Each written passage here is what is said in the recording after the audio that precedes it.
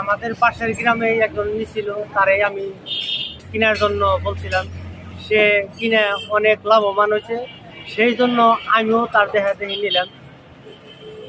রহিম ভাইয়ের দোকানে থেকে সে ভুট্টা মারাই নিয়ে দিয়েছিলাম। আমিও রহিম ভাই খুব ভালো মানুষ, সেই জন্য রহিম ভাইয়ের কাছ থেকে আমিও একটি ভুট্টা মারাই নিলাম। তো দোয়া করবেন সবাই, জানি ভুট্টা মারাই নিয়ে সবাই লাভবান হইতেছে। ইনশাল্লাহ আমরাও লাভবান হবো। যার যার কেনার ইচ্ছুক, আলহামদুলিল্লাহ রহিম ভাই খুব ভালো মানুষ, তার কাছ থেকে আপনারা সব ভুট্টা মারাই ক্রয় করুন। আরেকটি বিষয় আমি কথা বলি, সে বিষয়টা হচ্ছে মোটামুটি আপনি তো এটা ব্যবসা করার জন্য নিচ্ছেন, তাই না?